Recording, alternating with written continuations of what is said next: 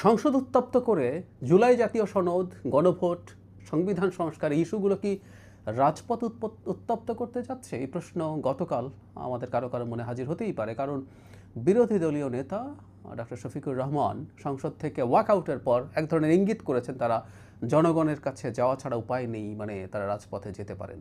যাই হোক, এই প্রশ্নের জবাব তোলা থাকুক, কিন্তু যে ডিবেটটা জমে উঠেছে সেটার আদি পাপ কোথায়?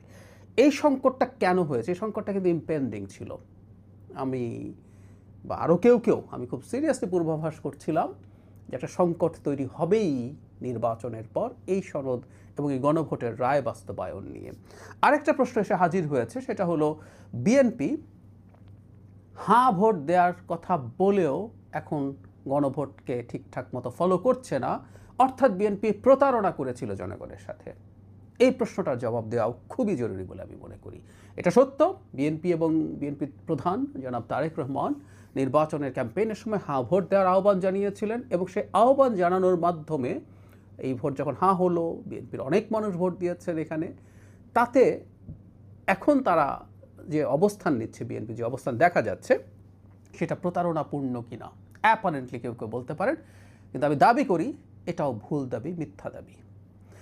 তার আগে এই যে সংকটটা কেন হবেই মনে করছিলাম, বহুবার এই কথাটা বলেছি এবং আমি স্বরাষ্ট্রমন্ত্রীকেও দেখলাম তিনি সংসদে এটা বলেছেন, এটা প্রতারণাপূর্ণ ব্যাপার ছিল। মূল সংকটটা হচ্ছে অত্যন্ত নিচু মানের একটা চালাকি করা হয়েছে এই গণভোটের ব্যালটে, গণভোট কিভাবে হবে সেটা নিয়ে, এবং এই চালাকির ফল আজকে এগুলো হচ্ছে। এই সংকটটা হবার কোনো কারণই ছিল না। ঘাড় ধরে কাউকে নিজের কোনো আইডিয়া চাপিয়ে দেওয়ার চেষ্টা থেকে এই ঘটনা ঘটেছে। আমি আপনাদের দৃষ্টি আকর্ষণ করছি গণভোটের ব্যালট নিয়ে।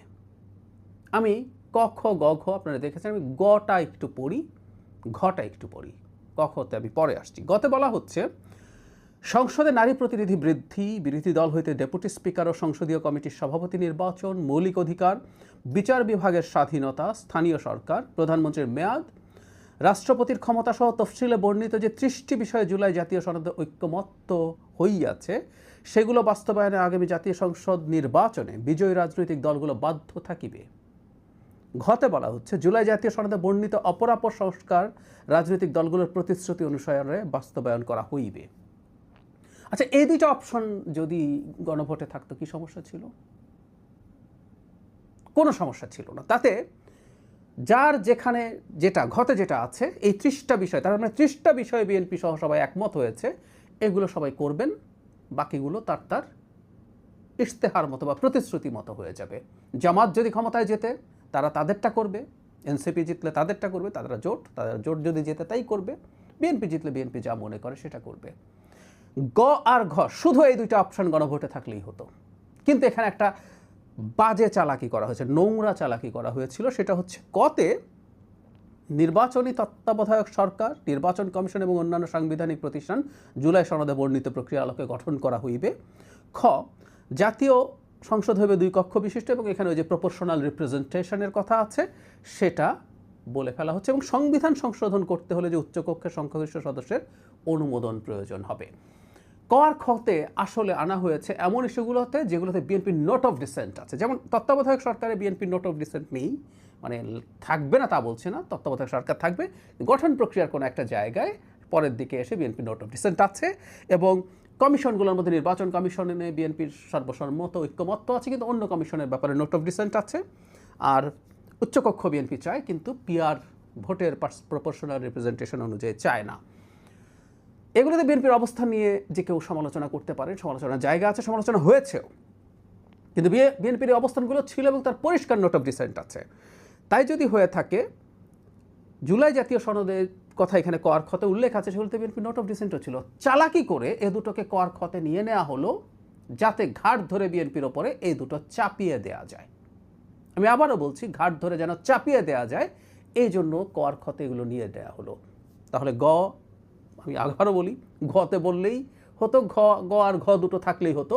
30টা বিষয় ঐক্যমত্য হয়েছে, সেটা করবেই সবাই, যেই আসুক না কেন। ঘতে যেটা আছে বাকিগুলো তার ইচ্ছে মতো করবে। বিএনপি আসার পর আপার হাউস সে করবে, সে সেটার সিট যেভাবে করতে চায়, সিটের প্রপোর্শনে সেটা অনুযায়ী করবে, তখনও সমালোচনা হোক, এবং পরবর্তী নির্বাচনে বিরোধী দল সেটাকে ক্যাম্পেইন করুক, সেই প্রতিশ্রুতি দিক যে তারা পিআর করবে তারা যদি নির্বাচনে সেই রকম সংখ্যাগরিষ্ঠতা পায়। এই চালাকিটা বাজে নোংরামি হয়েছে, এটা প্রতারণা হয়েছে। এই প্রতারণাটাই আসলে আদি পাপ এই সংকট হওয়ার পেছনে। ঐক্যমত্য কমিশন পুরোটা মিলে সরকার সহ এই আদি পাপটা করেছে বর্তমানে যারা বিরোধী দল আছেন তাদের যোগসাজশে। কেউ কেউ বলবেন ওখানে অত দল মেনেছে, সব মেনে নিয়েছে, বিএনপি একটা দল না মানলে কি আসে যায়? মানে একটা দলের ওজন পাল্লায় তুললে আর বাকি দলগুলোর ওজন পাল্লায় তুললে তো দেখাই যাচ্ছে আসলে কি দাঁড়ায়।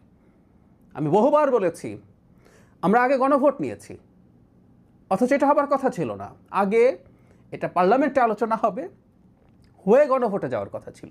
সো এই নির্বাচনের পর পার্লামেন্টে যদি আলোচনা হতো, আপার হাউসের পিআর কি পার্লামেন্টে পাস হতো না। সো জনগণের কাছে আপার হাউস যেত সিটের প্রপোর্শন অনুযায়ী, সেটার গণভোট হওয়ার কথা ছিল। আচ্ছা, এখানে আরেকটা কথা বলা হয়, বিএনপি নিজেই গণভোটের কথা তুলেছে। আমি সংসদে দেখলাম খুব চমৎকার জবাব দিয়েছেন জনাব সালাউদ্দিন আহমেদ, স্বরাষ্ট্রমন্ত্রী। তিনি স্পষ্টভাবে বলছেন যে হ্যাঁ, তিনি গণভোটের কথা বলেছেন, কিন্তু সেটা ছিল জুলাই জাতীয় সনদ জনগণ অনুমোদন করে কি করে না সেটা নিয়ে। তো জুলাই জাতীয় সনদ অ্যাজ এ হোল, ইভেন এটাও যদি গণভোটে আসতো, যেটা আমরা মানি, তাহলে নোট অফ ডিসেন্ট সহ এটা হতো। বিএনপির রিপিটেডলি বলেছিল, এই ডিবেটগুলো দিনের পর দিন মাসের পর মাস আমরা টিভি টকশোতে করেছি, বিএনপি রিপিটেডলি বলেছিল সে নোট অফ ডিসেন্ট সহ জুলাই সনদ মানছে। তার মানে হচ্ছে যেখানে যেখানে তার দ্বিমত আছে সে ক্ষমতায় আসলে সেগুলো সে করবে না। তার এই করা না করা নিয়ে অন্য ডিবেট হতে পারে, নির্বাচনী মাঠের রাজনীতি হতে পারে, অনেক সময় কনস্টিটিউশন অ্যামেন্ডমেন্ট নির্বাচনী ইস্যু হতে পারে। আমি প্রায় উদাহরণ দিতাম আর্টিকেল 370, যেটা কাশ্মীরকে আলাদা মর্যাদা দিয়েছিল। বিজেপি একটা ইলেকশনের আগে সেটাকে তার ক্যাম্পেইনের পার্ট করেছে যে আমরা যদি ওই রকম সংখ্যাগরিষ্ঠতা পাই আমরা এটা রিপিল করবো, বাতিল করে ফেলবো, করে কাশ্মীরের স্পেশাল মর্যাদা তুলে দিয়েছে। ঠিক একইভাবে তারা কী করতে চায় সেগুলো ইস্যু হতে পারত, করে তারা পরবর্তী নির্বাচনে জনগণ যেহেতু এইসব সংস্কারের জন্য বসেই আছে সেটা তারা করলেই হতো, সমস্যা ছিল না।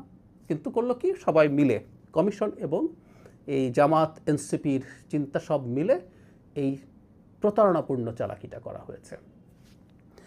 এটাই আদিপাপ, এটাই সব সংকটের গোড়া। সুতরাং এই সংকটের গোড়াটাকে চিন্তা করেই এখনকার পরিস্থিতি বিবেচনা করতে হবে। এখন প্রশ্ন হচ্ছে, বিএনপিকে প্রতারণা করলো? বিএনপি তো হাঁ ভোট দিতে বলেছিল। ইয়াস, প্রধানমন্ত্রী তৎকালীন, তিনি বিএনপি প্রধান ছিলেন শুধু, তিনিও বলেছেন।